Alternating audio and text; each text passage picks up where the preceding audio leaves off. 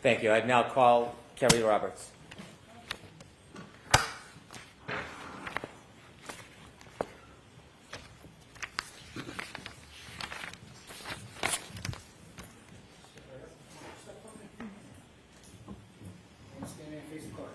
Raise your right hand. Do you solemnly swear the evidence given to the court and jury in the case now hearing to the truth, the whole truth, and nothing but the truth, so help you God? Yes. Thank you. You may take a seat.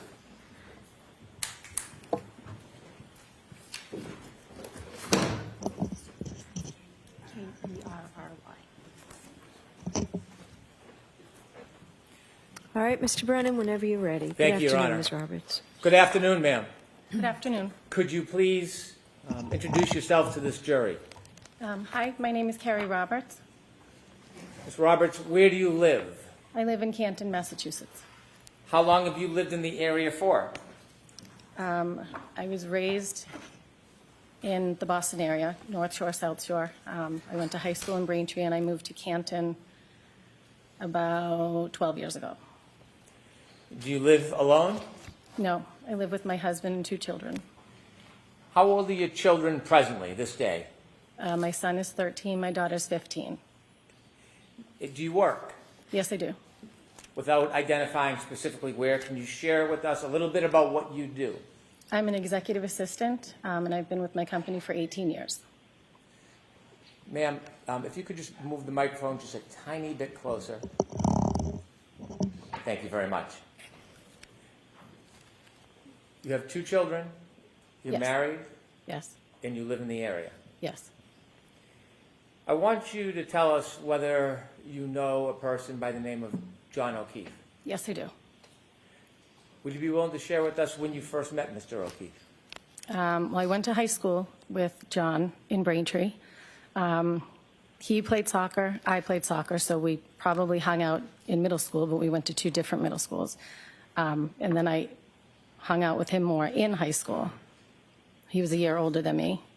His sister was 2 years older than him in school, and his brother was younger, so at some point I was in high school with each of his siblings. Did you at some point become friendly with John O'Keefe? Yes. Could you tell us about that? When his sister Kristen passed away, and then her husband Steve passed away, they lived in my neighborhood. John took over for the children and moved into my neighborhood as well. When John took in the children, did you offer any assistance or any help to him? Yes, before John was even going to take over, he was going to potentially move in with his brother-in-law and the children to help out.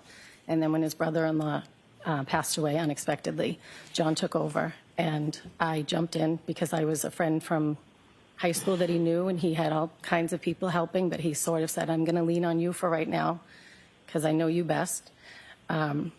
And I knew his parents and his siblings, and so I introduced him to my husband, and we jumped in. It was, preschool drop-offs, preschool pickups for my son and his son, and just from then until the time of his death, we were just friends, very close friends, and we hung out all the time. The children hung out all the time, and he was the emergency contact list at my children's school to call if something had happened.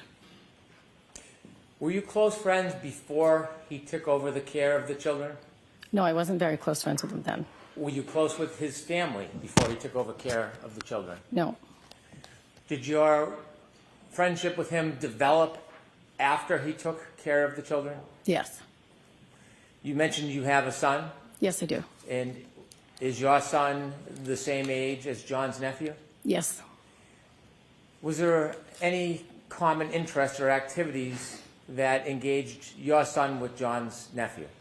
Well, they went to in-home daycare together. They went to preschool together. They went to pre-K together. And they went to elementary school. They've played baseball together since they were T-ball. My son plays hockey. Patrick tried hockey. He didn't like that. So we spent a lot of time at the baseball fields together. As you spent a lot of time together and had mutual care of children, did your relationship with him grow closer? Yes.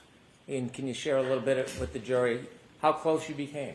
Well, John was a bachelor, and he didn't have any children of his own. So when he took over for the children, he sort of, leaned on us to kind of guide him and, all the things to do. If if someone has a headache and, you know, if there's an ear infection or, you know, he had his mom and dad also helping as well, but I was right up the street. So if I would go to BJ's, I would call and say, you know, can I grab you anything? If I would go to Walmart, you know, any of the places I would go, I would call and say, do you need anything? Can I help you? Can I grab something for you? And he did the same. We just sort of all chipped in and helped. As your friendship grew, could you tell us a little bit about your relationship with John? John and I were very close. We spoke on the phone and hung out. He became very close with my husband as well because he was right down the street. But we just had a friendship, a very close friendship. Tell us about the day-to-day activities and how you would try to assist John with the children. Well, John moved across town. I don't remember when. I forget how many. Patrick, I think, was in 5th grade or 4th grade. And I would take him home with me on Wednesdays because John would be working. So it was more of a, you know, if he was at my house and my daughter needed a ride the other side of town, he would take her with him. We were just very close friends. We did a lot together. We would do baseball tournaments together. We would have drinks together. We would, you know, all the things friends do. As you grew closer to John and helped with the children, did you become closer with his family? Yes. And who specifically did you become closer with? Mrs. O'Keefe and Mr. O'Keefe, his parents, and Paul I would see from time to time, but not a lot. He doesn't live in Canton. But Mr. and Mrs. O'Keefe would be there all the time to help as well. And Mr. O'Keefe would take my son and Patrick, the nephew, out to Dunkin' Donuts all the time. Can you tell us a little more about the collective effort of other people, including his family, helping John raise these children? There was a lot of us that jumped in to help. It was not just me.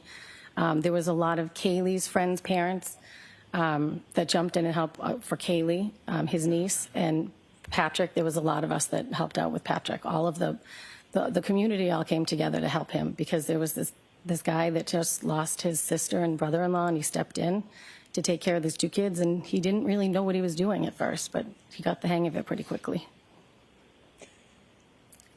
You have a son that shared a lot of interests with his nephew. Yes. He also had a niece. Yes. Did you spend more time helping with his nephew or with his niece? With his nephew. Were there other people in the community you knew of who spent more time helping with his niece? Yes. And who was that? Jen McCabe.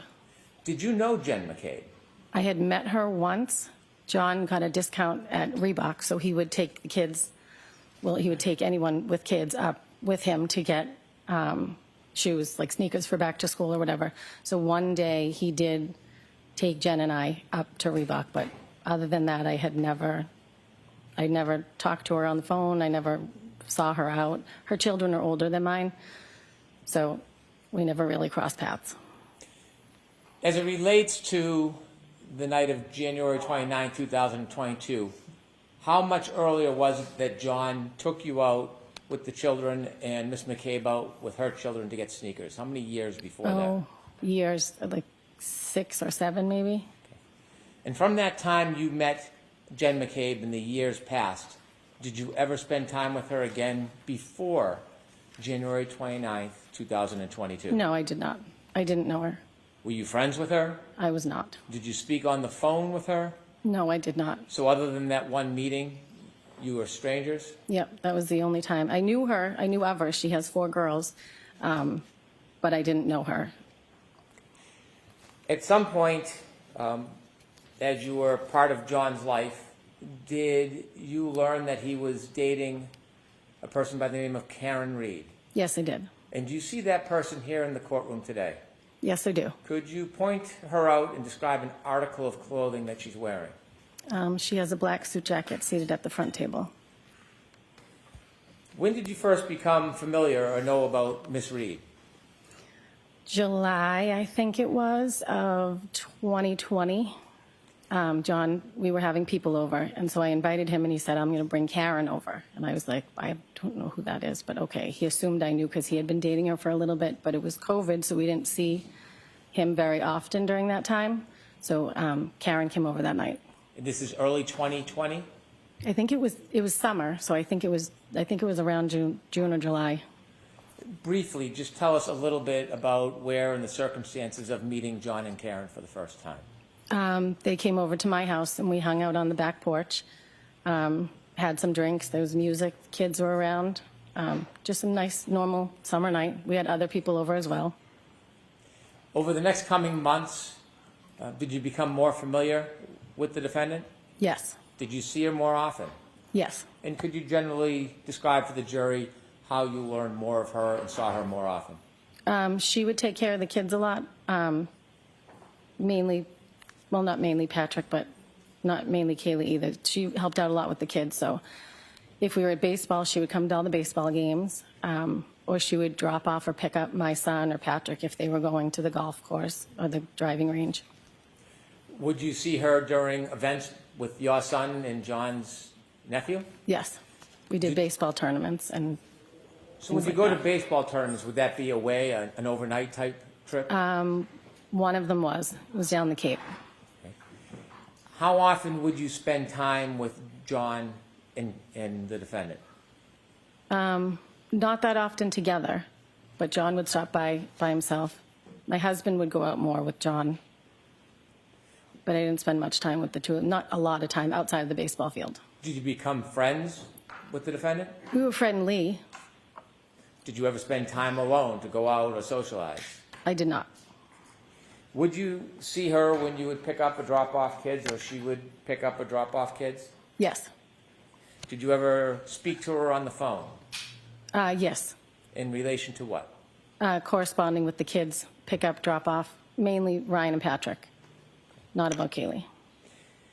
Did you ever spend any important dates or times or holidays with John and Miss Reed? No.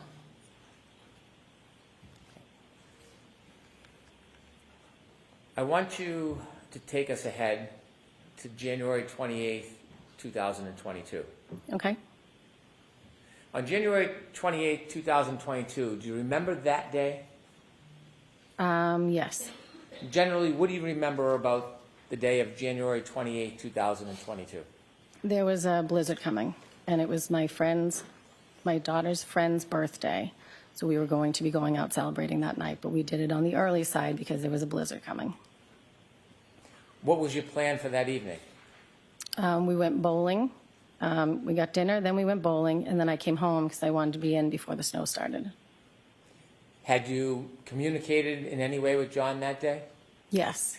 He texted me. My son had had an issue at school. Patrick had been dismissed, I think, for a doctor's appointment. So he did text me to see how my son was doing. Did you simply text, or did you get a chance to speak to him that day? I believe we just texted. Did you go out that night after bowling? No, I did not. Was your husband home? Yes, Did he go out that night? he did. He went out with John. And do you know where he was planning on going? They went to McCarthy's, a bar in Canton Center. Had you been to McCarthy's before? Yes. Can you just briefly describe what McCarthy's is? It's a restaurant bar. There's a large bar in the middle, the seating on the left and the right. It's right in the center of town. Do you remember about what time your husband went out? I do not remember exactly. I don't know if I got home and then he went out, or if he was already gone when I got home. I don't remember. But it was he went out around the same time that I arrived home, which was on the earlier side. How many times had you been to John's home, would you say, over the past couple of years before this night? Oh, many. Many times? Many times. Were you familiar with the house and the driveway? Yes. May I approach you on? Yes.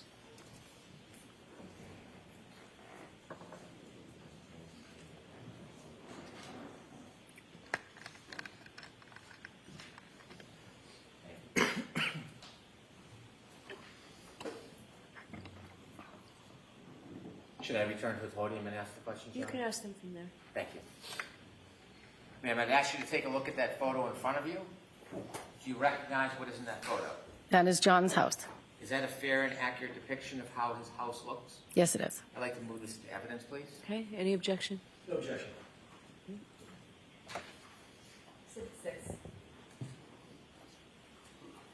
May I publish to the jury, Your Honor? Yes.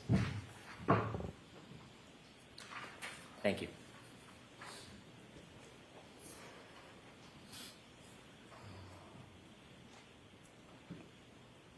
Thank you. You can take it down. I've shown you a second photo. Do you recognize what's in that photo? Yes, that's John's driveway. Is that a fair and accurate depiction of how John's driveway appears? Yes, it is. I'd move that into evidence. No objection. Okay. Exhibit 7, so marked. May I publish? Yes. Could,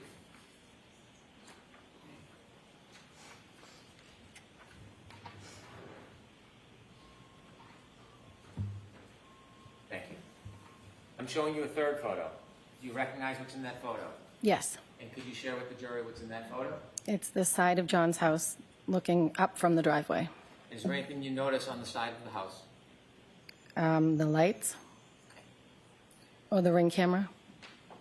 Are you guessing, or do you know that's a No, ring camera? I know there's one there And how do you know that? because I got a Ring camera and I could look and see who was at my door. And then he said, "Why didn't you tell me about these things?" So he bought one. I move to introduce this photo. Okay. No objection. Thank you. Exhibit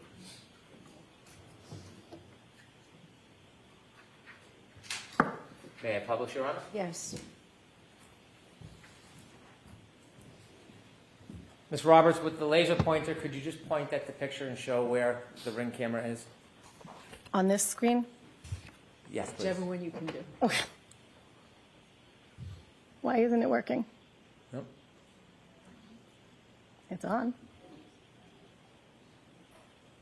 Okay, well, you know what, rather than use the pointer, why don't we describe, can you describe where you see the Ring camera on that picture? It's in where the two lights are under the top window. Okay, thank you. We could take that down, please.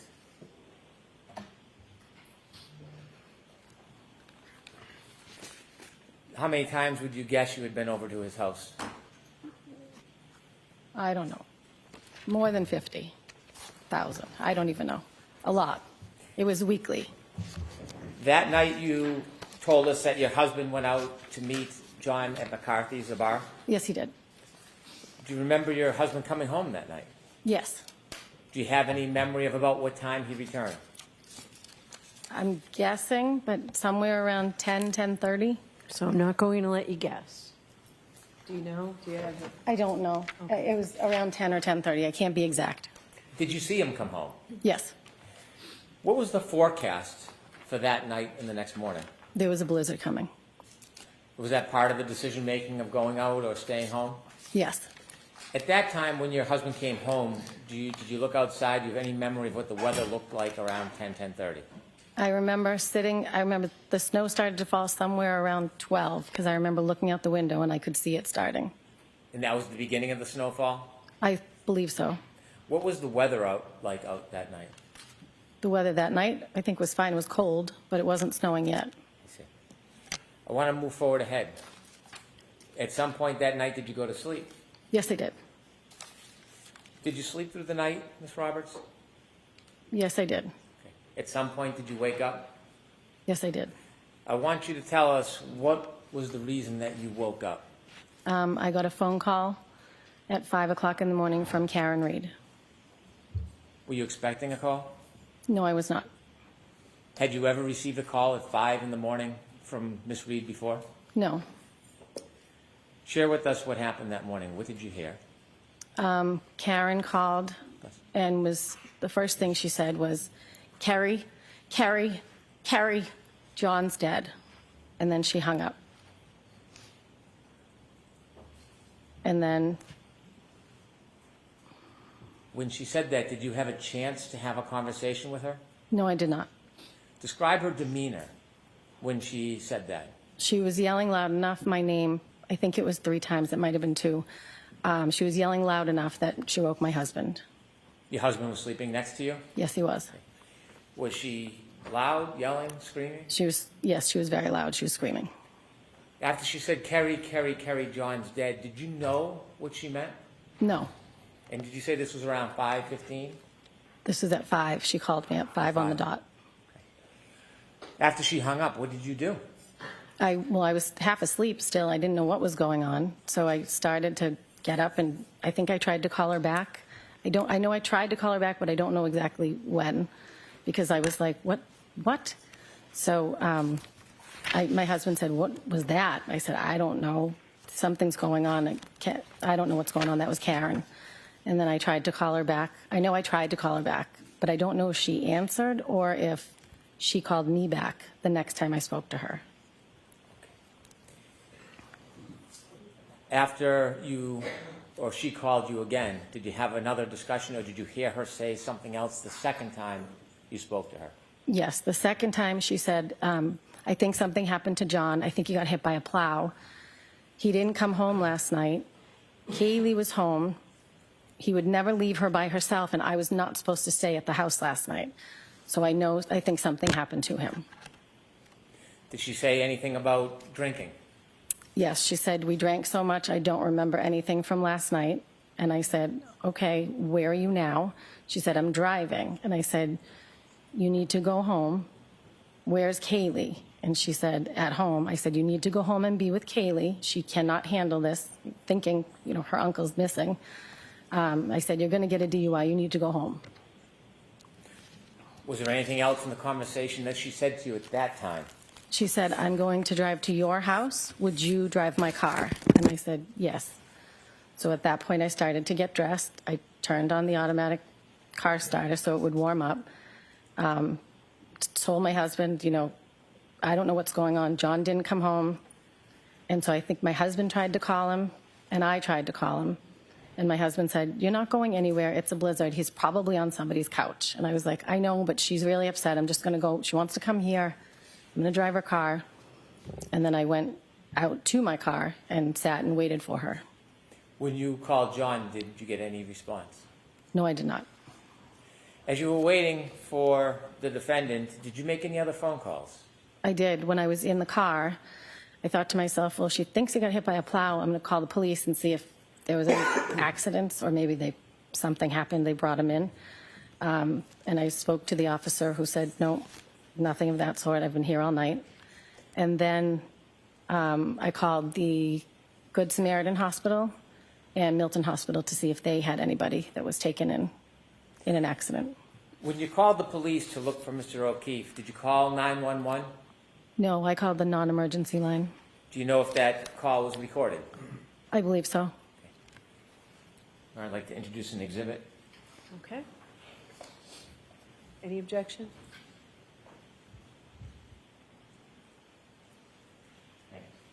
No objection, Your Honor. Okay. Exhibit 9.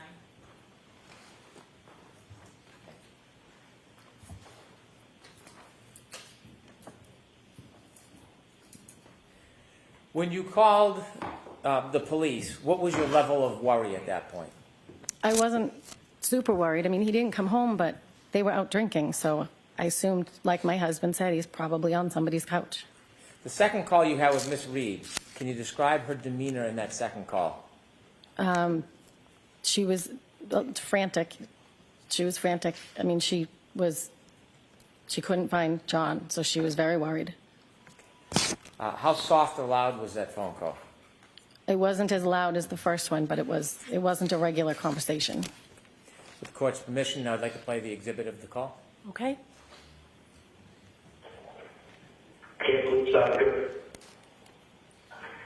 Hi, Brenda said I'm calling because my friend's boyfriend did not come home last night. We were at Waterfall, and now she is calling me hysterical because she doesn't know where he is. You didn't take anybody outside the name of John O'Keefe, did you?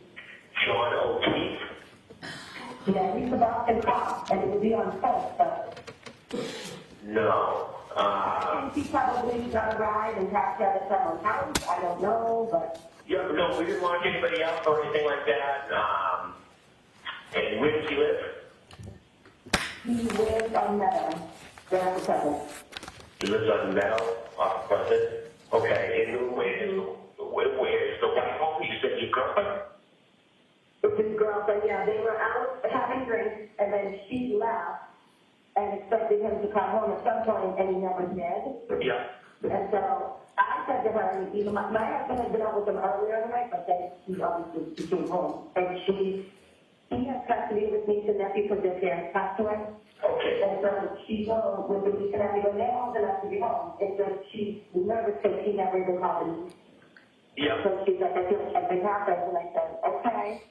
Well, so call the area hospital, and nobody happened. I personally think he someone probably picked him up and he passed out. I don't know. Yeah, where, I don't know. he didn't drive last night? No. No. Okay. Again, it's more, it's be driven by you. She would have to, call in or come to the station and talk to us. But I mean, as of right now, it's more, he just didn't come home last night. Is this common sometimes happen with them? No. That's why. Yeah. So he didn't call with me. That's kind of why she's more freaking out. So I figured I called the area hospital. I said I would call Kansas police just to make sure he didn't get picked up. But like I said, it's Boston police officers very known French people. If anybody could have picked him up, Yeah. please take it off. Okay. Again, we didn't have any bullets party or something. Yeah, no. Unfortunately, I wasn't there. I was stuck here. But we didn't get any calls, anything like that. Nobody was arrested or anything like that. All righty. All right, well, thank you. All right, no problem. Good luck. Okay, See ya. thank you. Bye-bye.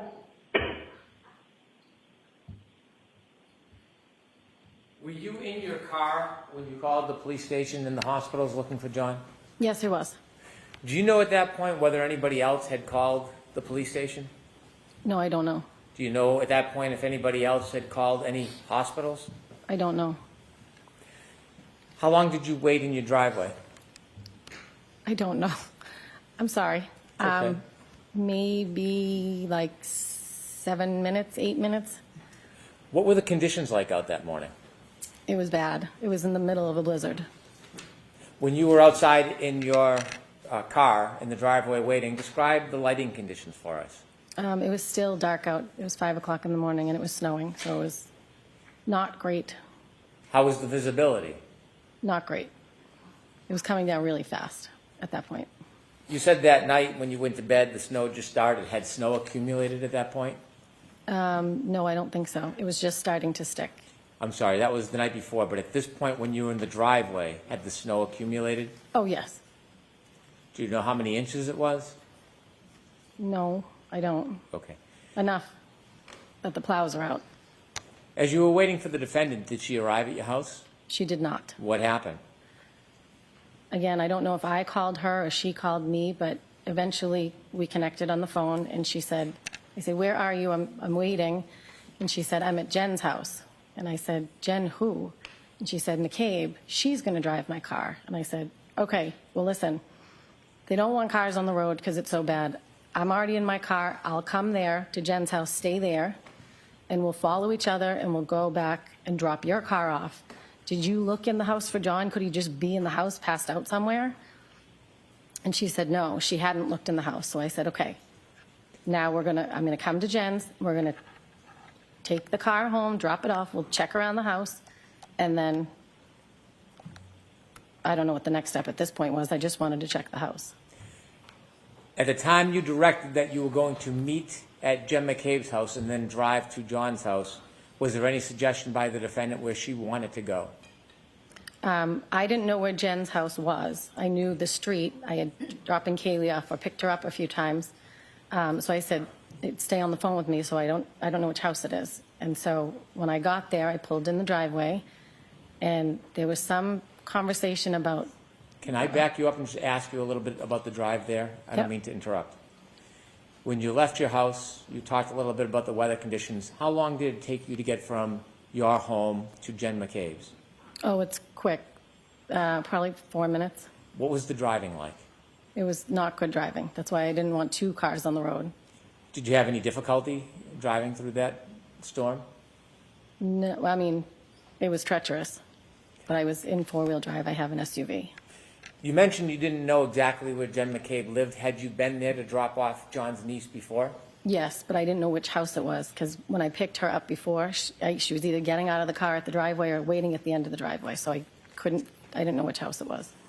I think I interrupted you, but were you telling us that as you drove to Jen McCabe's house, you were on a Bluetooth, on an open conversation with her to help with directions? Yes, Jen and Karen were in Karen's car, and I was on the phone essentially with both of them. Do you know what type of vehicle the defendant was driving at that time? A Lexus SUV. As you drove over to Jen McCabe's home and you had some guidance finding it, did you hear any conversations in that open line with, or even any statements by the defendant? I remember when I pulled in behind her car in Jen's driveway, and at some point Karen said, my taillight, and I looked, and Jen she must have had the brake done because you could see that there was missing taillight. When you say missing taillight, was it merely cracked? No, there was a piece missing. Could you see that as you were parked right behind the defendant's SUV or Lexus? She must have been applying the brakes because you could see it, but there was a lot of snow. When you saw that the taillight had a missing piece, did you say anything? No, Did you think anything of it? no. How long were you parked behind the defendant's Lexus while it was parked in Ms. McCabe's driveway? Not long. We were just, I pulled in and then we stopped, and then the next plan, at some point in that conversation as well, or maybe on the ride, because now we're heading to John's house to drop a car off. I pulled out of the driveway, Jen pulled out, and I followed behind all the way to John's house. And at some point, Karen said, I left him at Waterfall. And I heard Jen say, no, I saw you pull up in front of my sister's. Was anything else said about the broken taillight? No. You followed Ms. McCabe? Yes, Where did you go? to John's house. Did you arrive? Yes. I want to ask you some questions about when you arrived and what you did next. Okay. When you arrived at Mr. O'Keefe's home, you were in two separate cars. Who pulled into Mr. O'Keefe's driveway first? Jen pulled Karen's car in first. So Ms. McCabe was driving the Lexus, Correct. and the defendant was in the passenger seat? Yes. After you both pulled in, tell us what happens next. We went, I wasn't sure if it was, at some point Karen showed us the taillight up close, but I didn't know if it was when we arrived or when we left. But we went into the house to look for John. When the Lexus was parked by Ms. McCabe in Mr. O'Keefe's driveway, was it facing the street or facing away? Facing where the basketball hoop is, not facing the street. I'd like to approach. Okay.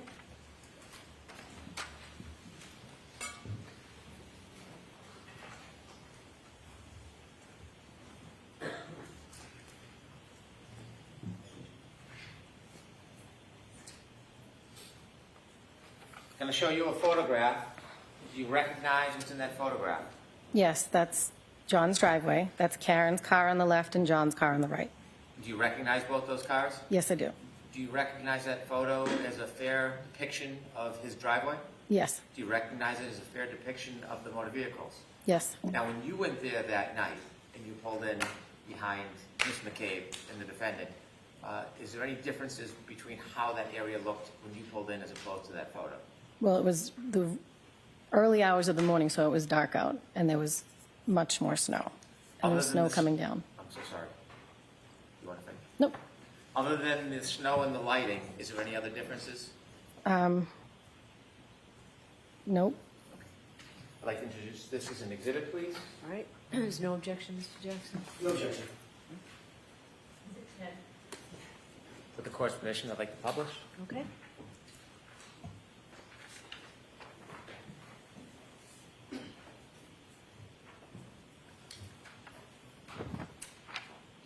And to help us understand, you see on the left is the house.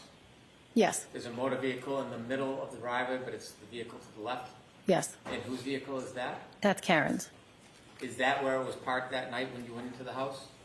Yes, In the motor vehicle to the right. You recognize that? that's John's car, or SUV. Thank you. You can take that down. I'm showing you a second photo. Okay? Do you recognize that photo? Yes, What is it? it's the back of Karen's car. does it look like a fair and accurate depiction of her car as it appeared that morning in the early morning hours to you? Yes, Do you notice anything that's distinguished in that photo? the piece that's missing in the taillight. Which one?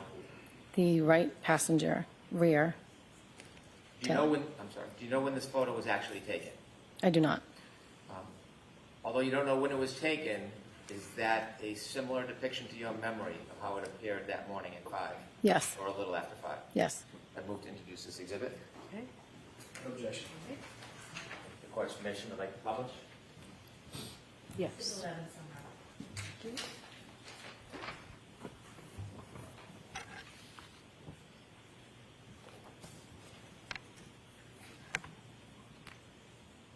We could take that down, please. After you arrived at Mr. O'Keefe's house, what was the plan to go inside? What were you looking to do? To go inside and look and see if he was passed out somewhere. So we went in through the garage, and I started looking. I think Jen ran upstairs to Kaylee's bedroom, and I just started looking through the living room. Basement door was locked from the inside, so I knew he wasn't in the basement. And then I checked the other living room. He has a big house. Then I went to the top of the stairs to check his bedroom. As you looked around, what was your mood? What was my mood? Yes, were you calm? I mean, I was worried, so we were, at this point, Jen had already established that they went to her sister's. Sustained. Okay. Jen had already, Now, Hold let me ask on, the question. Ms. I'll ask Roberts. the question better. My apologies. How many rooms did you look through in John's house?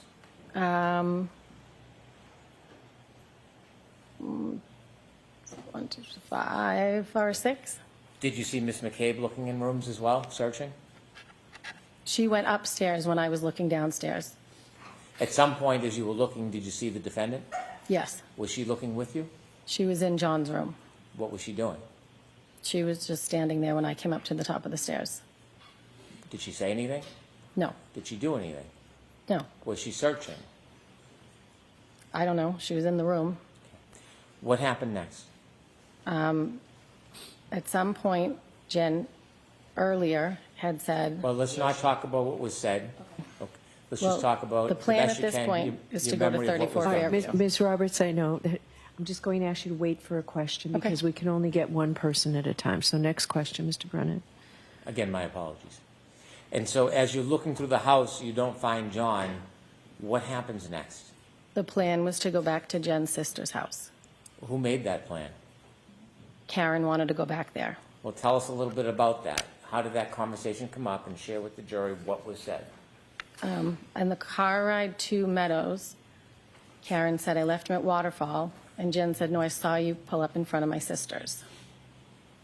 So then Karen said, we need to go back to your sister's, and I said, no, we're going to go to Meadows, and we're going to drop the car, and we're going to look there, then we'll go there if we don't find him. When you were at the house, Meadows, John O'Keefe's house, and you didn't find him, was there any further conversation about what the next steps would be? I said, let's go. He's not here. But I didn't know where Jen's sister lived, so we got into the car. Jen was in the passenger seat. I was driving my car. Karen was in the back seat. Did you And Jen begin? was giving directions. Did you begin your way towards Meadows? Yes, And it was Miss McCabe who was giving directions? yes. As you began driving to head towards Meadows, in addition to trying to drive, were you doing anything like looking or searching? Well, yeah, we were looking on both sides of the, I was looking on both sides of the road in case he was walking home. Did you see Miss McCabe searching? Yes, she was looking out as well. Describe a little detail about what you saw Miss McCabe doing. She was looking out the window as we were driving, so was I, as I was driving. And where was the defendant during that time? She was in the back seat. Was there any conversation, comments, statements? Well, she would be in the back seat, and then she would be in between Jen and I, in the back seat, and then in between Jen and I. She was just very frantic. Okay. Was she saying anything? There was conversation on the way there. Okay. Was she looking as well? Did you see her looking out the windows like you and Jen? I don't know if she was because she was in the back seat. As you drove to Meadows, what was the visibility? The same or better or worse? No, it was poor. Did you make your way towards Meadows? I did. As you finally got to Meadows, was the house on your left side, your side, or on the other side? Are you talking about Fairview or Meadows? I'm sorry, Fairview. Okay. The Fairview house came up on the left-hand side. Before you got to the house, is there a tree line between that house and the house before it? Yes. There's a cluster of trees and bushes. All right, take us back.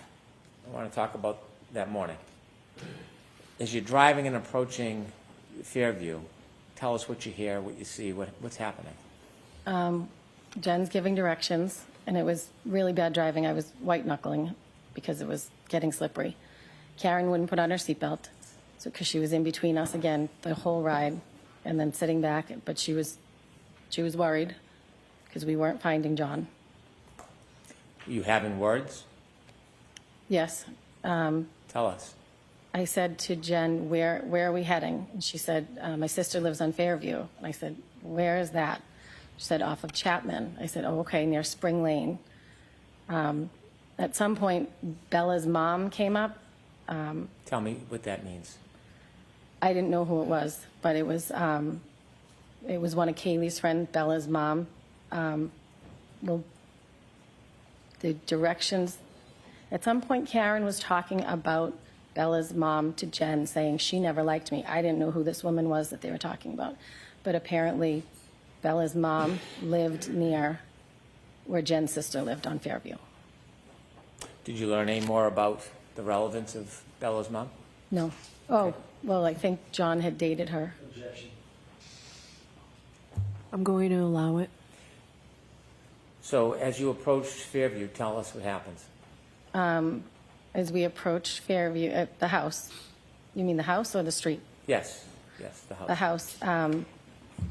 Jen said, my sister's house is right up here. And I said, okay. And as we approached the house, Karen from the back seat is now screaming, there he is, let me the F out of this car. And she's out kicking the back door to get out.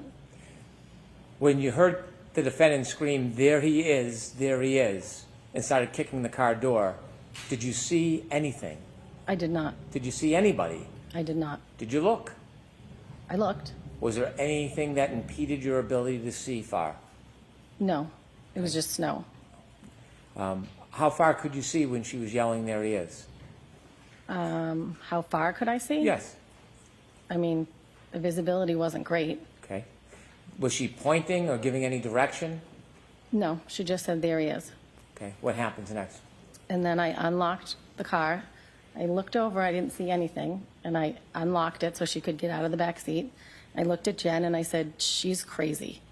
And then I turned around and watched, and she ran over to a mound of snow. When she started running, before she got anywhere, did you see anything at that point? I did not. Were you looking? I was looking. She said, there he is, so I'm looking around to see where he is. And you could see nothing? I did not. Did you see her run around or directly? She ran right over to the mound of snow. Could you tell what the mound of snow was from the car? Once she got to it, yes, it was. Once she got to it, you could tell it was a mound of snow that was the length of a body. Okay. All right, I'm going to stop you there, Mr. Brennan. I need to see counsel at sidebar for just a minute, please. Mr. Roberts, I'll remind you, you're still under oath. Let me take the stand. Thank you. Good morning.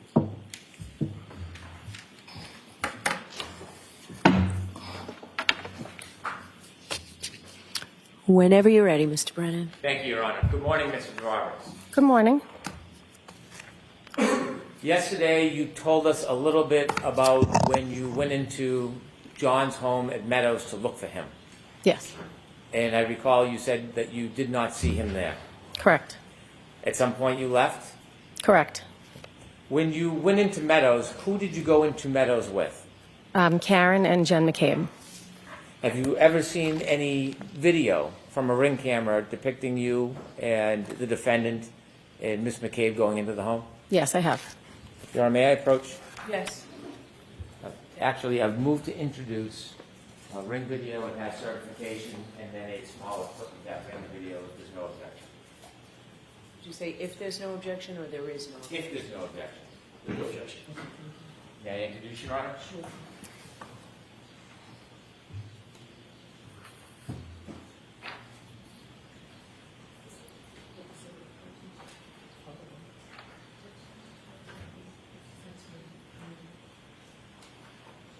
Exhibits 12A and 12B.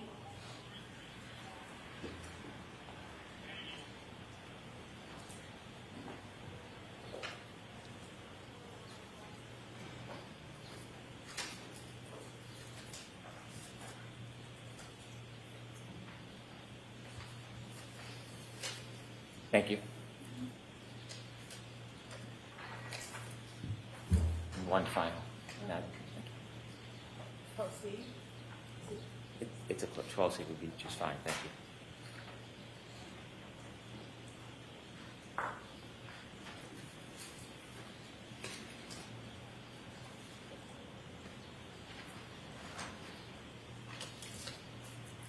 Your Honor, if I may note, 12A is the Ring video from 12 Meadows, 12B is the certification from Ring, and 12C is a clip of a piece, a portion of 12A. That's accurate, yes, thank you. Thank you.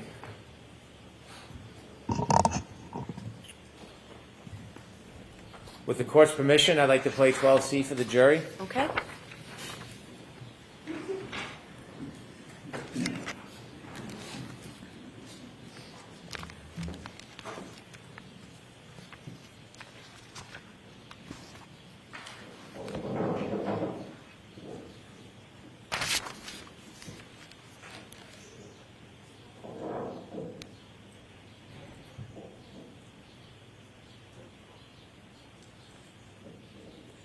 Thank you.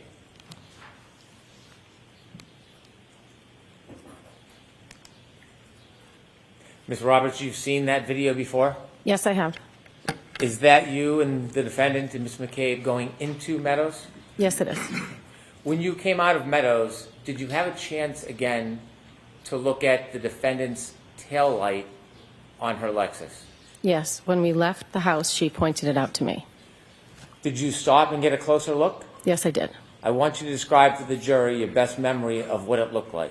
Karen pointed out and said, look, my taillight. And she said, do you think I hit him? And I said, no, I don't think you hit him. What are you talking about? Let's just go find him. But the taillight itself, the piece was missing. And as you got closer, there's a metal sort of square, and one of the pieces was sort of sticking out. And I only remember it because I thought if someone walks by that, they're going to catch their jacket on it. How long of a time did you have to actually look at the taillight? Under a minute. How close were you to the taillight when you looked at it? I was in front of it. I could see. And when you talked about the taillight, you said a piece was missing. Is this the left side or the right side of the Lexus that you saw the piece of the taillight missing? It was the right side, so it was the passenger taillight. May I approach? Yes.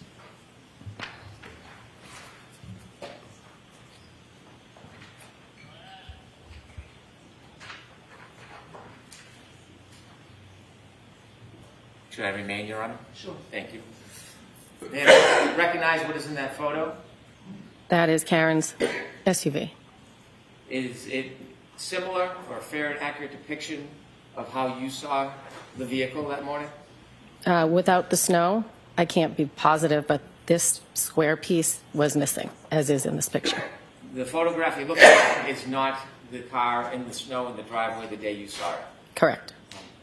Putting that aside, is that a fair and accurate depiction of the damage that you saw to the right rear taillight of Ms. Reed's car that morning? Yes. I'd move to introduce this as an exhibit, please. Any objection? No objection. Exhibit 13. Thank you. With the court's permission, I'd like to publish Exhibit 13. Sure.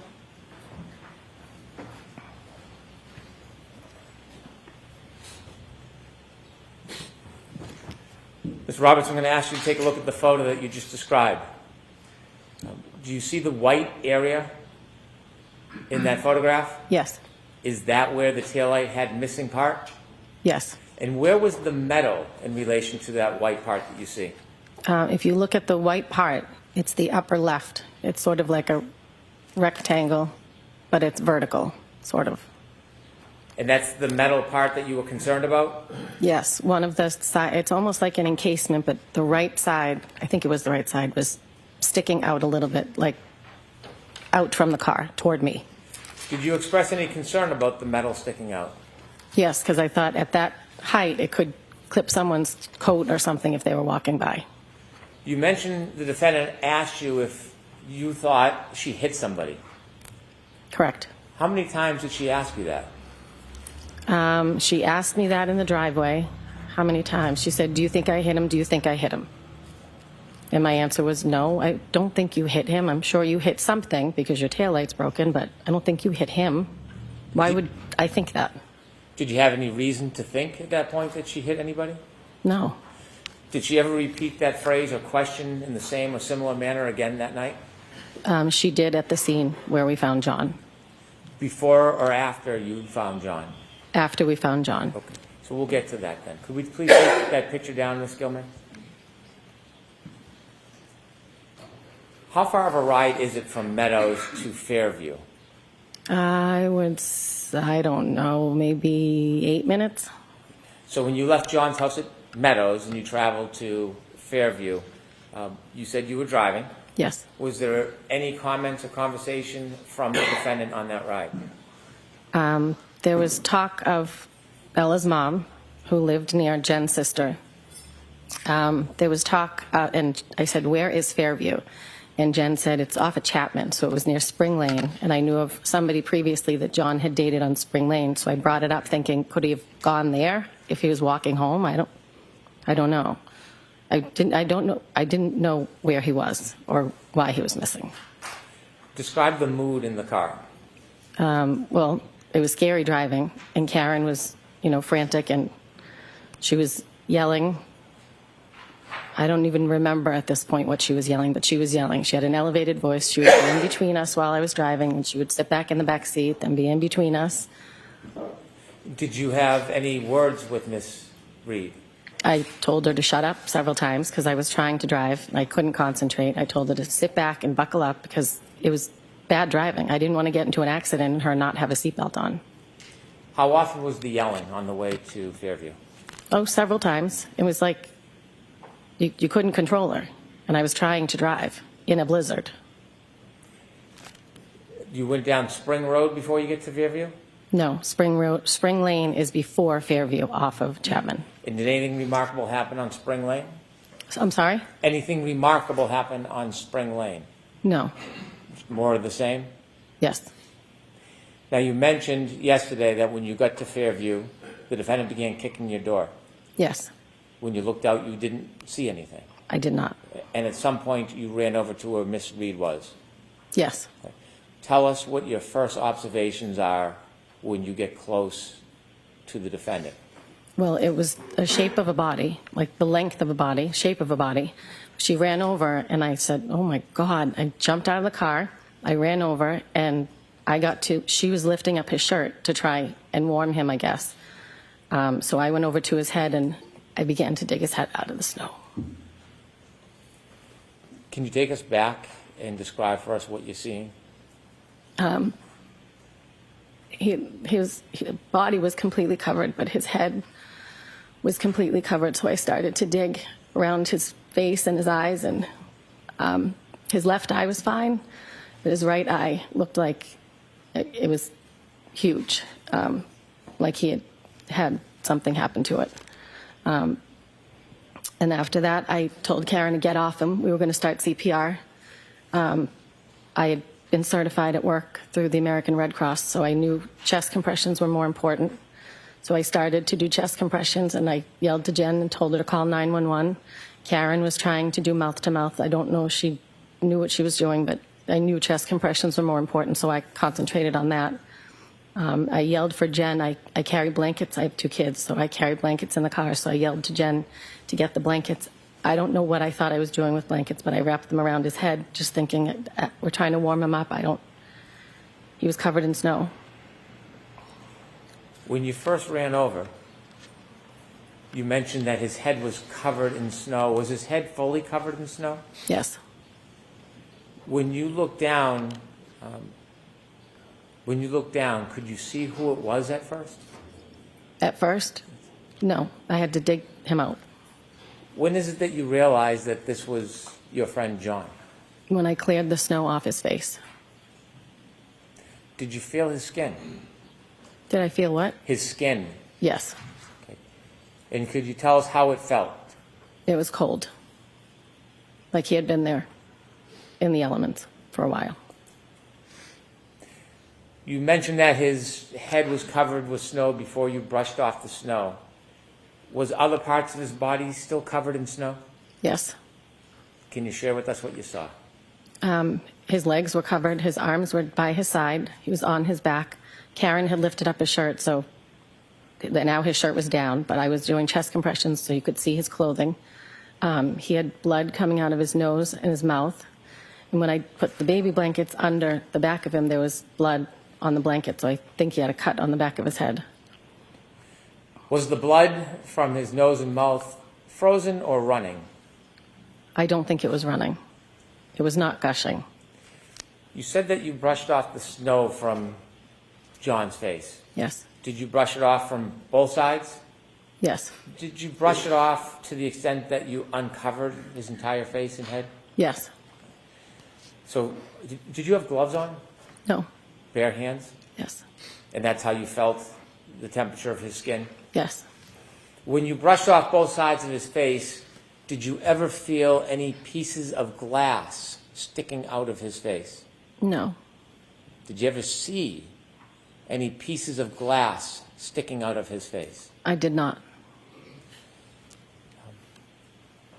How long did you give chest compressions for to Mr. O'Keefe?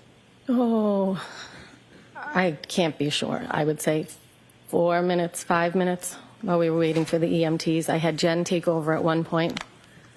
And then the EMTs came. So however long it took for them to get to us, 6 minutes. When you were trying to save your friend John, did the defendant say anything?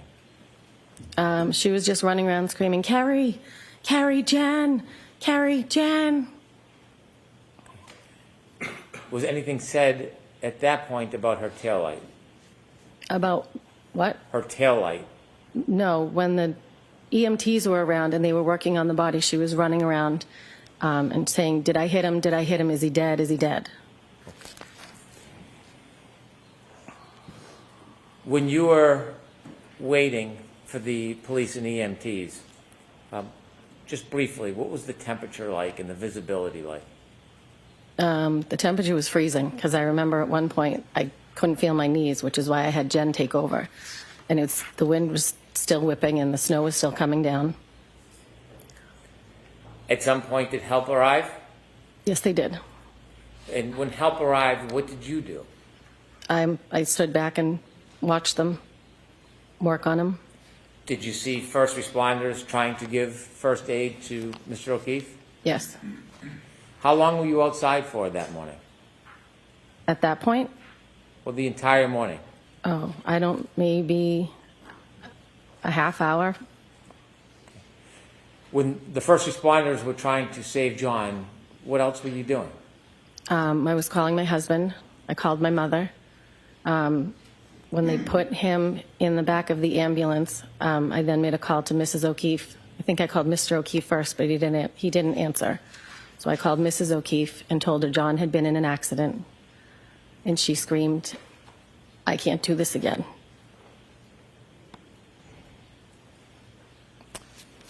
What did you do after that phone call? The police put Jen and Karen in the back of a cruiser.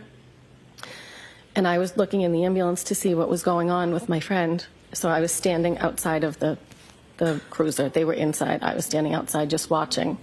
And Karen was saying, is he dead? Is he dead? Is he dead? And I said, no, they're working on him. I can see tubes moving. I can see them moving. If he was dead, they wouldn't be working on him. She grabbed the front of my shirt and said, are they working on him? And I said, yes, they're working on him.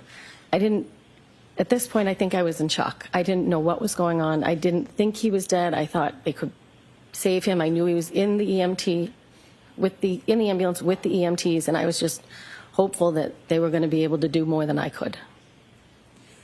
You said that at one point, Ms. McCabe and the defendant were in a car, and then you mentioned at some point the defendant grabbed you. Did she grab you when she was in the car or out of the car? She was in the car. I was outside of the car. At some point, did the defendant, Ms. McCabe, get out of the car? Yes. Did you go over to the ambulance before it left? Did I go over to the ambulance? Before it left? No. Did you watch? Yes. At some point, did you see the defendant get out of the car, the police cruiser? No, I didn't see them get out, but they were out at one point. They were what? They were out of the vehicle, but I didn't watch them get out. I was watching the ambulance. At some point, you saw them out? Yes. And did they watch, or were they near you when you were watching the ambulance? Did what? Were they near you when you were watching the ambulance? I don't know. No. I wasn't concentrating on either one of them. I was concentrating on my friend in the ambulance. When you were trying to save Mr. O'Keefe, did you ever see any signs of life? I did not. And I checked his pulse. No, I did not. After the ambulance took John to the hospital, tell us what you do next. I left. I told Mrs. O'Keefe, I said, I'm going to come get you. She said, well, I'm going to have Braintree Police take me to the hospital, which was in Brockton. And I said, they're not going to take you to Brockton. I will come get you because neither of their cars had four-wheel drive. So I asked if I could leave, and they said, give me your number and we'll follow up with you. And I took Karen with me. We drove down the street. At some point, she was on the phone with Erin O'Keefe, John's sister-in-law, and Karen was saying, I think he's dead, I think he's dead. I grabbed the phone and I said, I don't think he's dead. He's in an ambulance. He's been in an accident. At this point, I didn't know what was going to happen. At some point in the car, as we're driving, she was on the phone with her mother.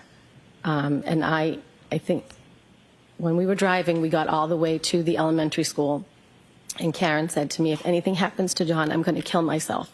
You're going to have to take care of the kids. And I said, nobody's dying, nobody's killing themselves. Let's not think about that. And then one of the officers called me and said, do you have Karen Reed with you? And I said, yes. And he said, could you please turn around and bring her back? Her parents are saying that she's suicidal, so we're going to take her to the hospital and section her. I said, okay. I didn't get far, so I turned around, went back. At some point, she was on the phone with her mother, and I got on the phone with her mother and said, I'm going to be heading to the hospital. Let me give you my phone number. It's the same hospital John's at. I'm assuming they're going to the same. That's where Canton takes everybody. And her mother said, please make sure that they don't let her have her bag. There are things in her bag, medicine I don't want her to have. So I said, okay, I will. So we got back to the house, and she got in the ambulance, and one of the EMTs asked me for her phone, so I handed that over, and I said, the mother wants to make sure that she does not have her purse because there's medication in there that they don't want her to have. Did you see the defendant leave with medical personnel? Yes, I did. Before we move forward, I want to step back for just a moment. Did you see when the medical personnel, the first responders, lifted John from the ground and then put him on a bed? Yes. Shortly after they moved John from the ground and brought him to the bed to bring him to the ambulance, did you go back to where John lay when you first saw him? Yes, I did. Why did you go back to the spot where John was lying when you first saw him? When they lifted him up, there was grass underneath him, and I could see his phone. So I went over and picked up the phone and the two baby blankets that were left on the ground. So let me ask you, when you went back to where John was lying on the ground, you said you saw grass. There was not snow under him? No, there was not. Was there many inches of snow around that area? Yes.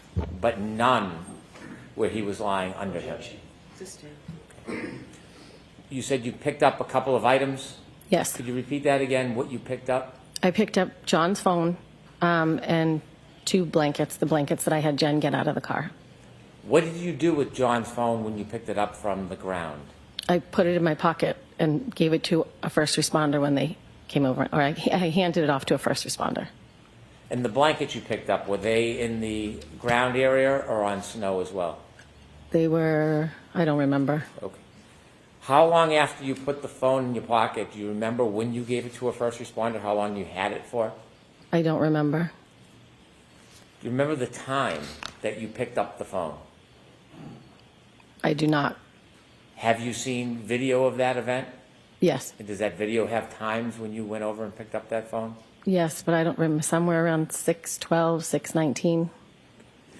And you don't know how long you kept it in your pocket before, until you gave it to a first responder? I do not. At some point, did you get in your car during that morning before you left and drove from the scene? Yes. Do you know if John's phone was still in your pocket when you first got into your car? I don't know. Was your car heated that morning? Did you keep Yes. it running? Yes. And was the heat I on? think I kept it running the whole time. I don't even think I shut it off. I see. I want to now step forward to where you left us when you said that you had spoken to John's mother, Peggy. And did you decide what you were going to do next? After I dropped Karen back off at 34 Fairview to get in the ambulance, I then made my way to Braintree. Barely. I was on the highway. I was the only one on the highway. I spun out a couple times. Can you describe what you mean by spun out? Well, the driving was, no one else was on the road. The driving was horrible. So I spun out almost at the Braintree exit to get to their house.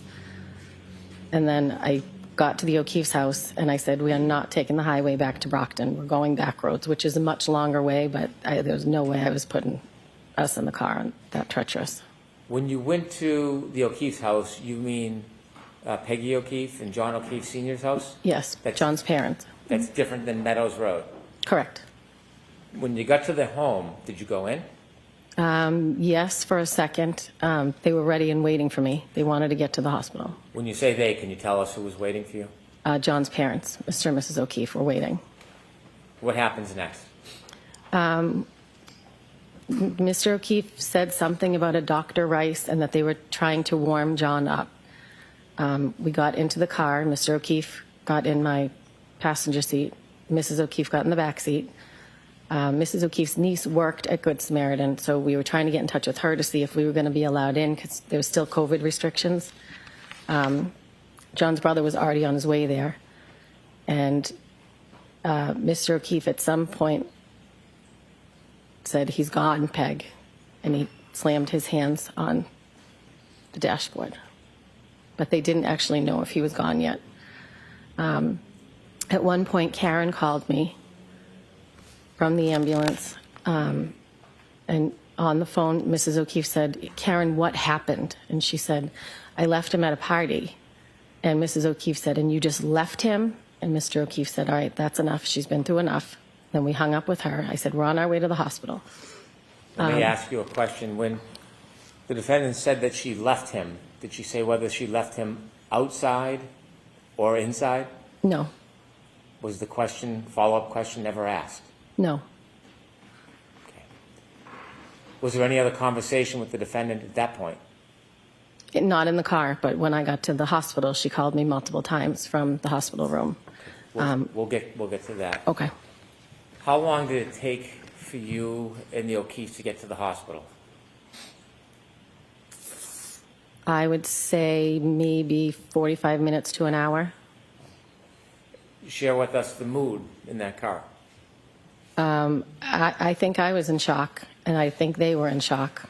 There wasn't, other than talking to Mrs. O'Keefe's niece, trying to find out if we could go in for COVID reasons, there wasn't much talk.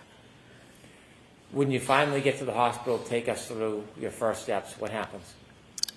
We finally get to the hospital. We walked in. Paul, John's brother, was there. We went over to him, and then Susanna, Mrs. O'Keefe's niece, came out from her office and offered to take me to the bathroom to wash up because I had blood all over my hands. So I went into the bathroom, and I asked her afterwards if she could take me to the chapel so I could say a prayer. So she did. She took me to the chapel, and then when I came out, she took me into her office and explained to me that a Dr. Rice was going to come talk to the family and take them into an office and talk to the family, and then the family would be able to go see John. Did you get a chance to see John? I did. Would you be willing to tell us a little bit about what you saw? Objection. I waited in the waiting area. I spoke to my mom. Phone calls were coming in because people had heard what happened. And Mrs. O'Keefe, the family went in to see Dr. Rice. I watched them go in. I watched them walk down a hallway. And then when they came back out, Mrs. O'Keefe told me he was gone. Objection. Strike that statement, folks. Without telling us what anybody said to you, please just share with us what you saw. I went into the hospital room, and John was in a neck brace. At this point, there was a trail of blood going toward the gurney or the bed that he was on. This time, both eyes were filled with blood. They looked like raccoons. That's the only way to describe it. I thought he was going to look better seeing him in the hospital because he had been worked on, but he was not. There was much more blood. Were there any other ways that John looked different in the hospital than when you first brushed the snow off his face in the front of Fairview? When I brushed the snow off his face, his left eye was fine. It had an ice cube on it that I pulled off, but the right eye was out to here, like a golf ball. When I got to the hospital, both eyes were swollen with, it looked like blood. They looked purple. Your Honor, may I approach? Yes. May I quickly approach sidebar? Okay. I'm going to show you a photograph.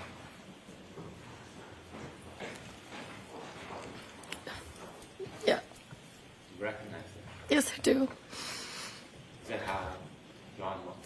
Yes, he did. I'd ask that the camera not film that, please. I'd like to mark this as an exhibit. I will not publish it. Exhibit 14.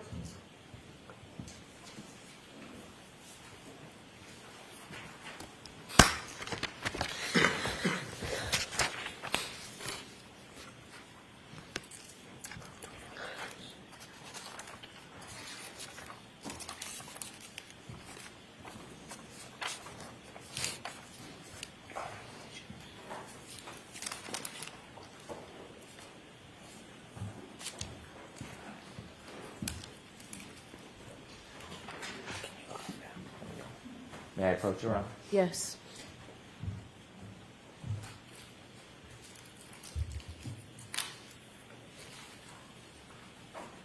Thank you.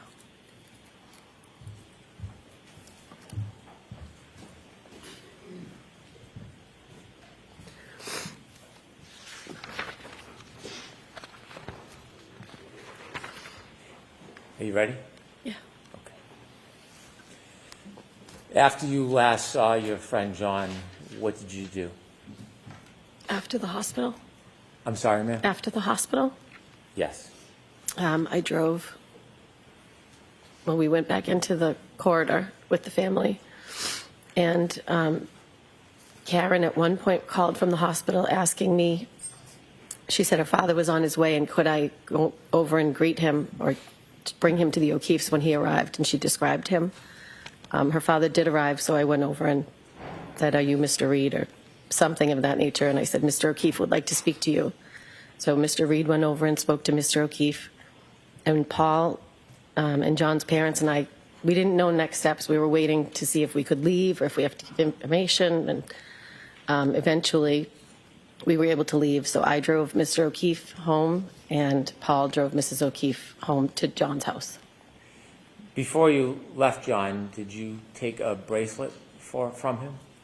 When Mrs. O'Keefe and I went in to see John in the hospital, there was a bracelet that was on his right wrist. It was a blue, like, rubber bracelet. And that bracelet was made when his sister passed away, and her husband, and he wore it all the time. Mrs. O'Keefe still wears it to this day. Did you drive the O'Keefe back to their home?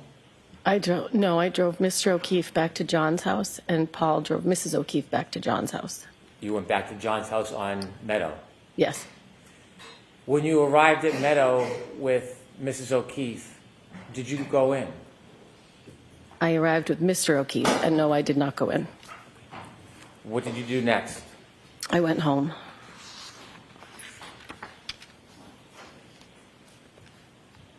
At some point after you went home, did you return to the O'Keefe residence or Meadows? Not that day. The next day I did. Where did you go? Where did I go? Yes. I went to go to see the family the next day. And where were they? They were at John's house at Meadows. So they were then staying at John's house at Meadows? Yes. Did you go in and visit them? Yes, I did. Why did you do that? Because my friend had just died and I wanted to be with the family. Were there other people that were coming and going? Yes. Describe the level of traffic of people coming and going to Meadows that next day. There were people coming from all over. John's friends, people from Canton, people we went to high school with. There was people coming in and out, dropping off food. When you were there the next day, how long did you stay for? Several hours. Maybe like 2.5, 3 hours. Did you ever see the defendant there? I did not. Now, you told us that you had only met Miss McCabe once before that night? Yes. And after that night, shortly after what happened, did you speak to Miss McCabe again? Yes. How often? Very often. We wanted to know what happened to our friend, so she would call me. I'm going to allow that. Not what you said. Next question, please. Would you speak to her on the phone often? Yes. Regularly? Yes. And so things changed Yes. after that moment. Yes. Did you start to see her in person? Yes. Spend time with her? Yes. For somebody who was not your friend, why did you, at this point, form this close bond?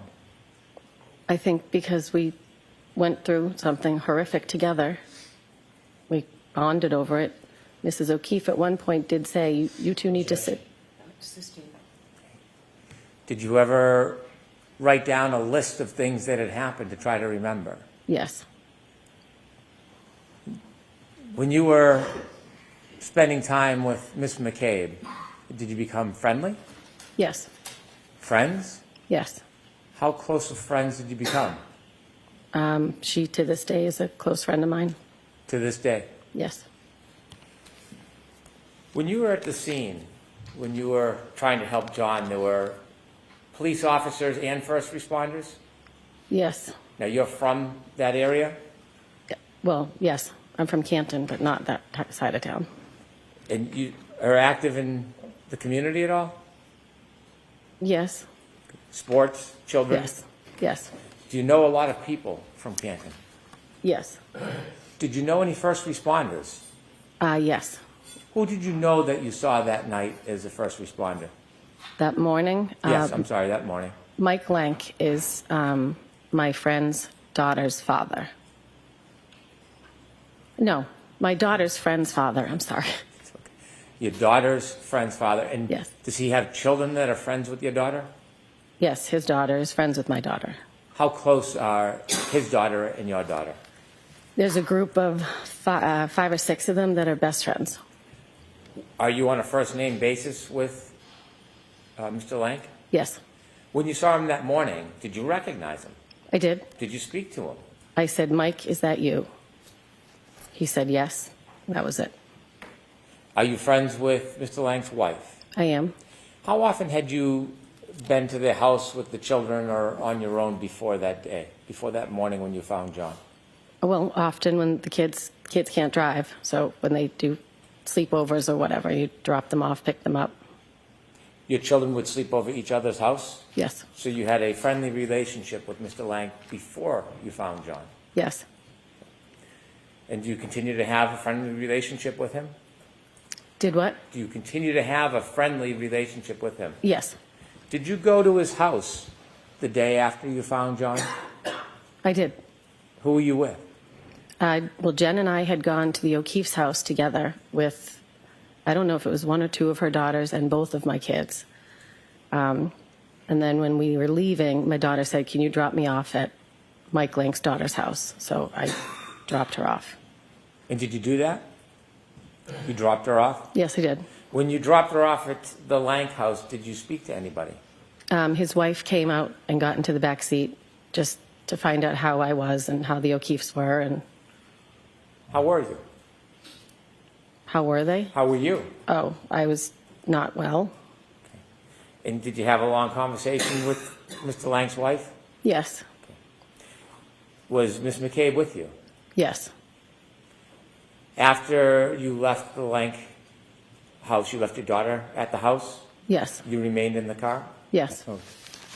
At some point, did you speak to Mr. Lang's wife again? Yes, Are you friendly with her? yes. Did you ever try to get inside information about this case?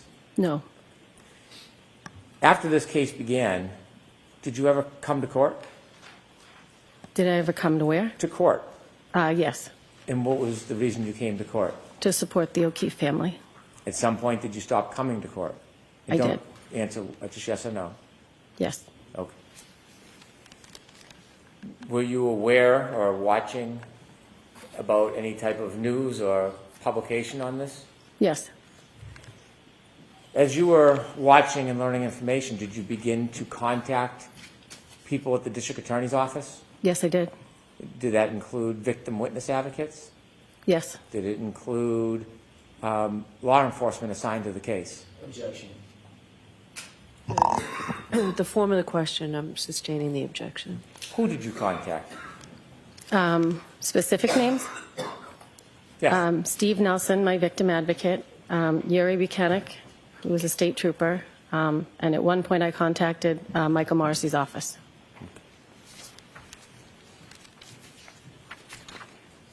Do you remember at any time being interviewed by police officers or state police about this case? At my house on January 29th? So that same day you found John, you were interviewed? Yes, Do you remember who interviewed you? I do not. Do you remember your mental state at that time? I was not well. It was in the evening at some point. Were you interviewed at a later time by any other law enforcement? Yes. Okay, and where were you at that next interview? I think I was at Jen's house. We were making a timeline together when two law enforcement showed up to question her. But I happened to be there, so they took us in separate rooms and questioned both of us. Were you sober at that point? Yes. And what was your mental state then? Still, we hadn't even had a funeral. So I was still, I couldn't believe what was happening. And after John's passing, did you still continue to help out with the children? Yes.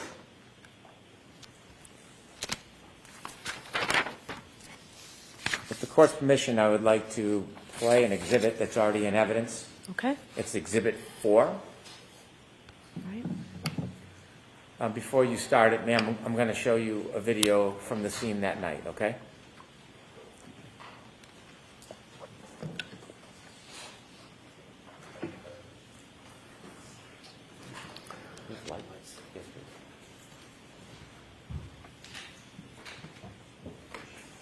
Ms. Gilman, is this sound? Thank you.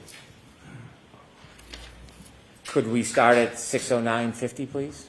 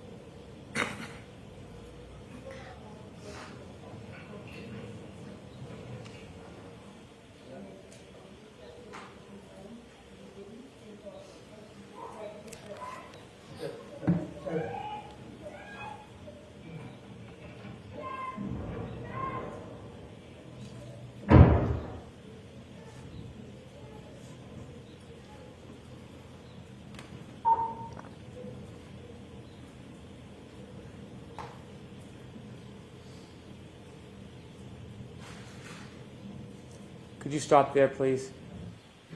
Ms. Roberts, do you see yourself in that video? Yes. And where were you in that video?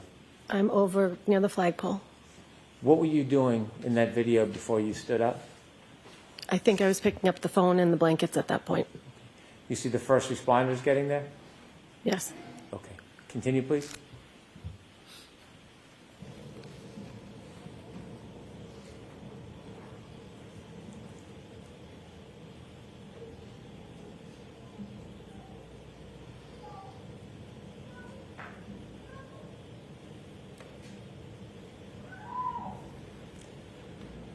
Is that you with the fur on the hood? Yes.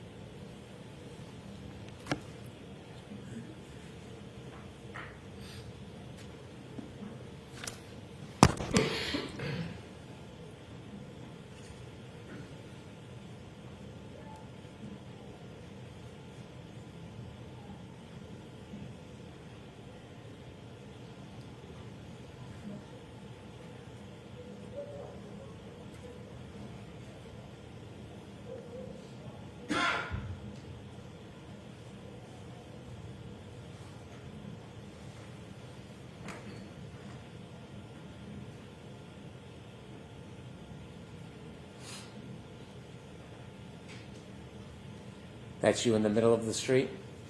Yes, I'm to the right of the car.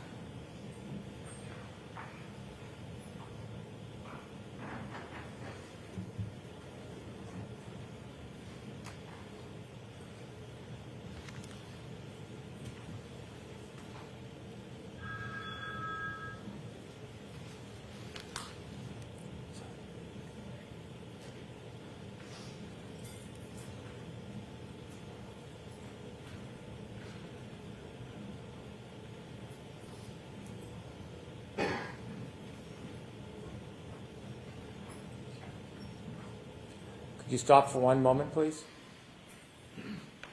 Ma'am, you see the other two people in the middle of the screen right now? Do you know who they are? That's Karen and Jen McCabe. Do you see the proximity or the closeness between them? Yes. You are not close to Jen McCabe in this video. No. Is there a reason why? I didn't really know her, and Karen was running around like you saw. I didn't want to be near her. I just found my friend. Okay. Could you continue, please, to 6:15? You can let it run, please.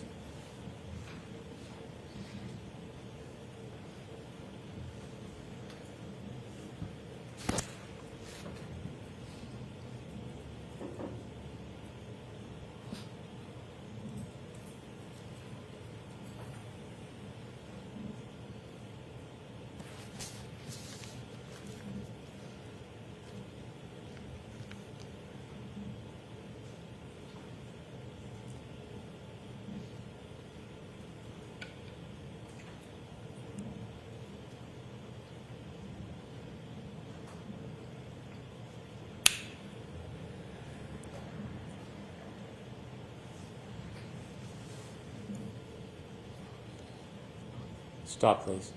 Thank you. Ms. Roberts, is this when the first responders were moving John from where he was laying? Yes. Please continue.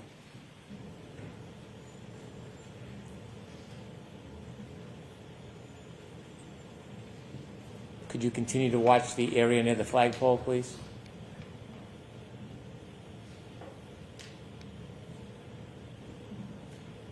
Oh.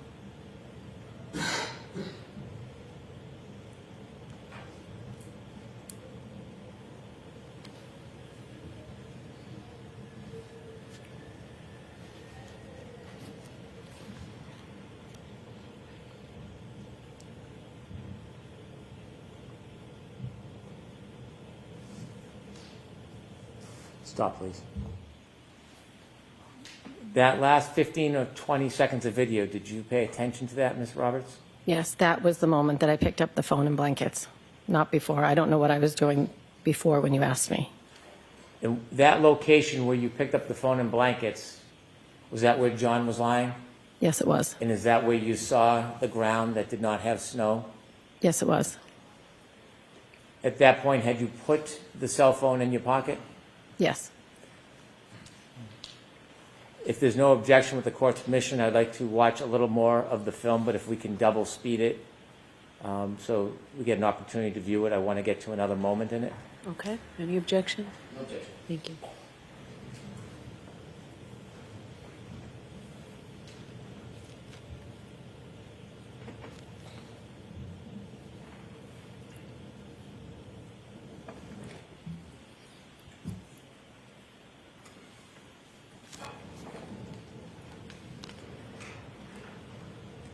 Around 16, 17 would be fine, Ms. Gilman.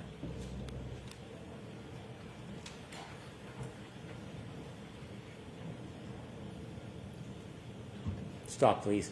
The person in the blue jacket, do you know who that is on the right side of the screen? That's Jen McCabe. And do you, well, you can't see you now. Do you know where you are at this point? I don't know where I am. Continue, please.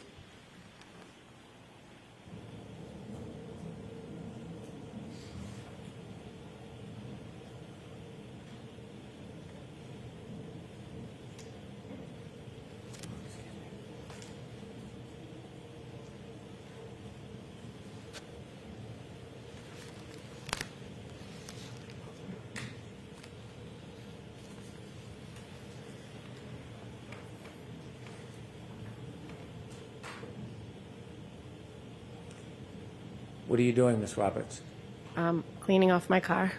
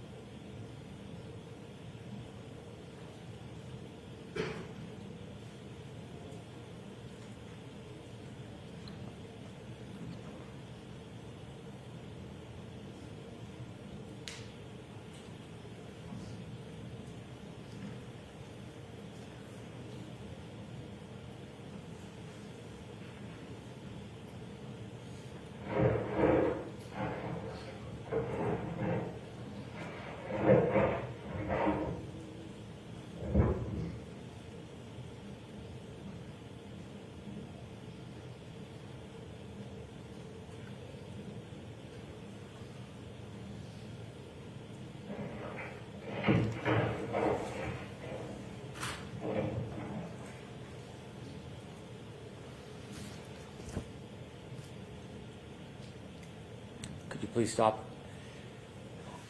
Did you mention at some point you went back and the defendant, Ms. McCabe, were in a car? They were in a police car at some point. Did you do anything with them when they were in that car? At one point, Karen asked us to say a prayer, to pray, so we said a prayer. Is it before or after this moment on the video? Do you know? I don't know. Okay. If you could continue, please.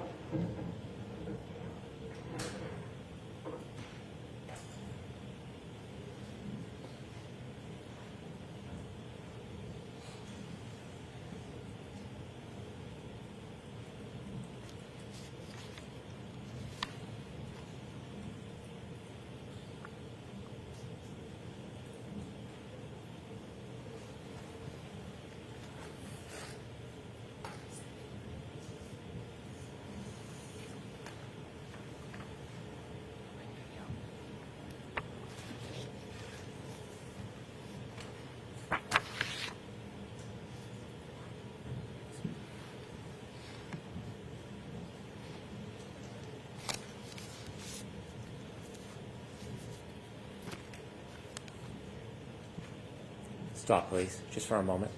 Do you know where you are at this point, Ms. Roberts? No. Okay. If you can continue, please.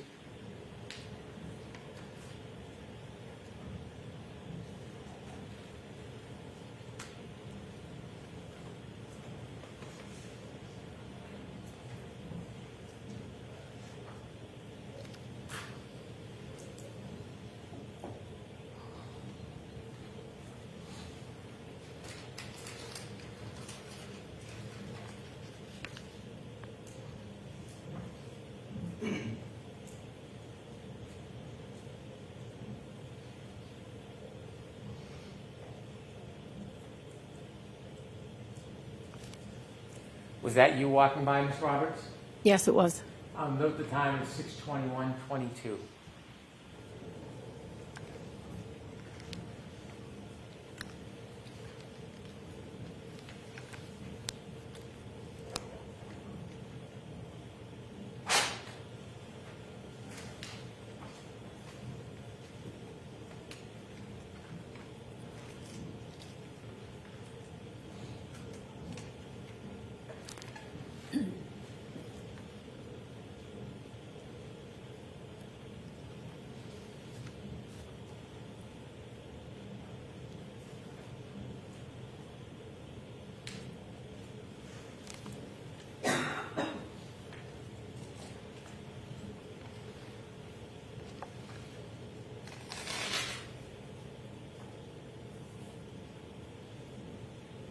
Do you know where you walked? No, I Are do you not. behind this car, this dash cam view? Say that again? Are you behind the view of the dash cam? I think it looks like I went over to the right of the vehicle. Okay.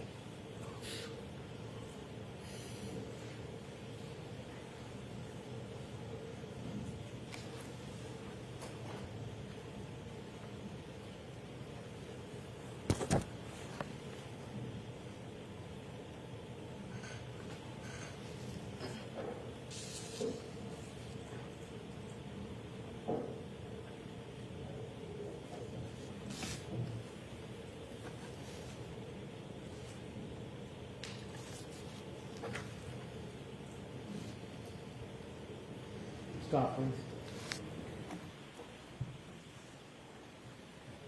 This is, for the record, 6:23:08. At 6:23:08, are you still beside or behind the view of this car? I believe so. And do you know where Ms. McCabe is at this point, No. or the defendant? No. Please continue.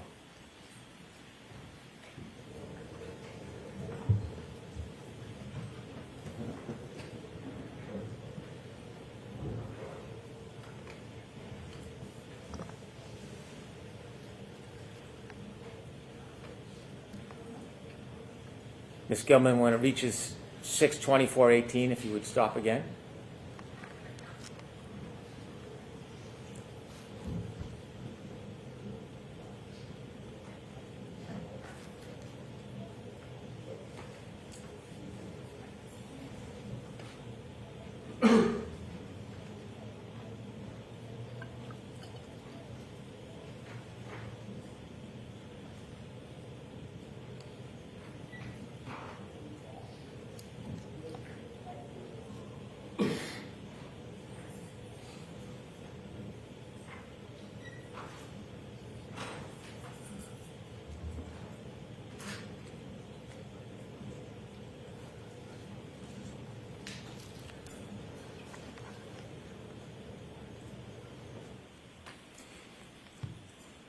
At this time, 6:24:18, are you within view of this camera angle?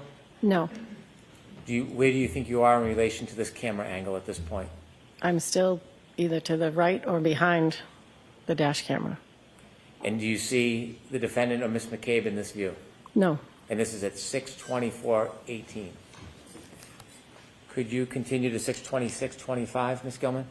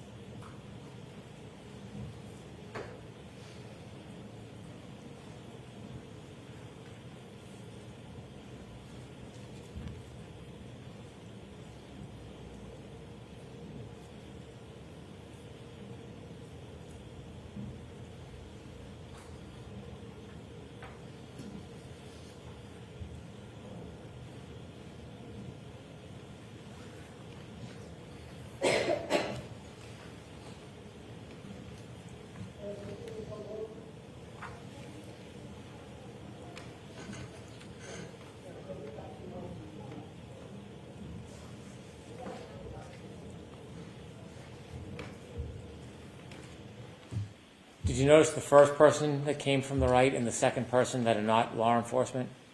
That was myself, and I think that's Jen McCabe. 62625. Continue, please.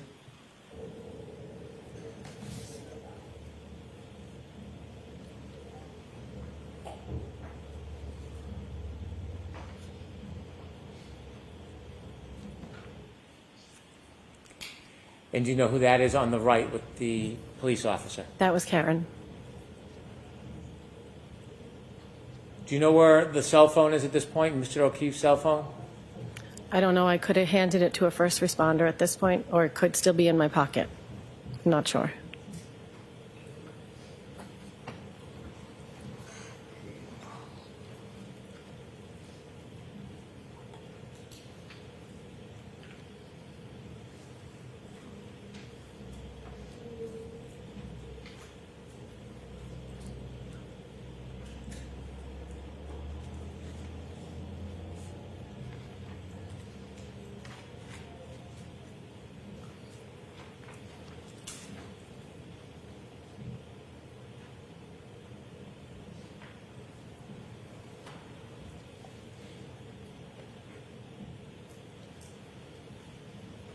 Ms. Gilman, if you could next stop at 63448.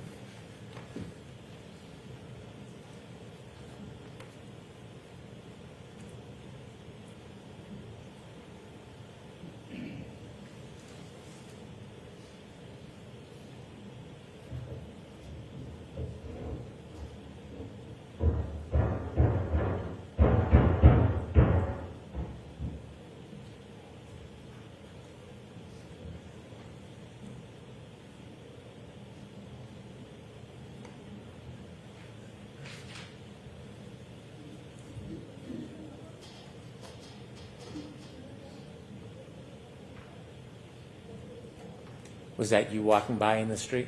Yes.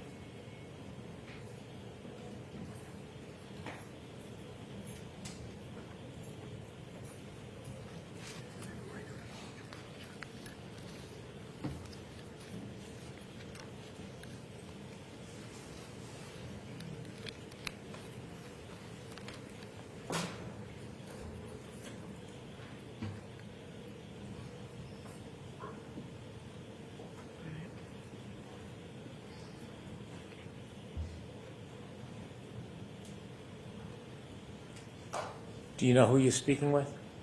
I don't know.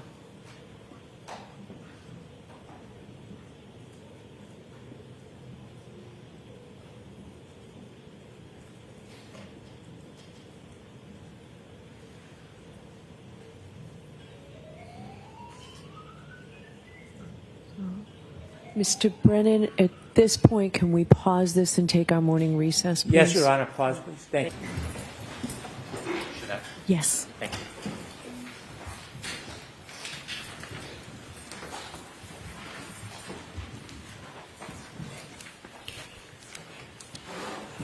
Ms. Roberts, we have about a minute and a half left. I want to watch the video until it reaches 6:35, please, Ms. Gilman.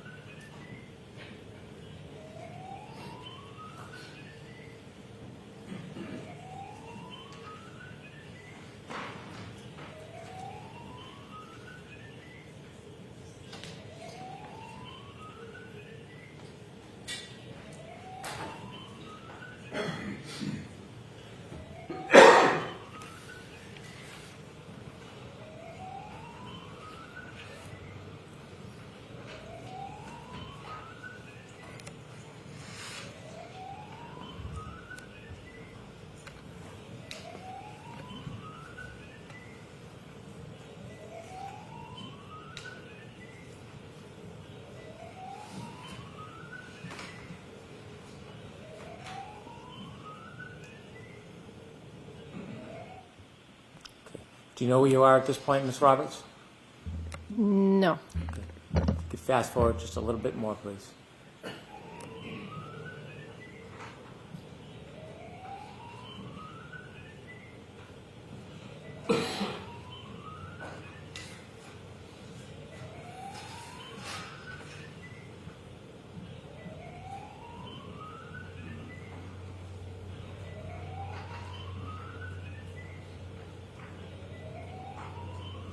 Were you in the car?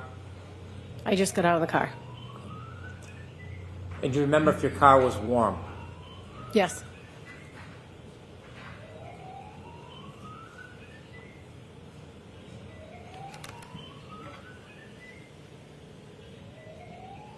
Stop, please. 6:34:36. Do you see yourself? Yes, I just got in the driver's side of my car. And at that point, do you remember whether you still had John's cell phone or you had given it to a first responder? I don't remember. Between you having it in your pocket and giving it to a first responder, did you put it or place it anywhere else? No. Did you take it out of your pocket and place it in the elements at all? No. So it was either in your pocket or in the hands of a first responder? Yes. Thank you for your time.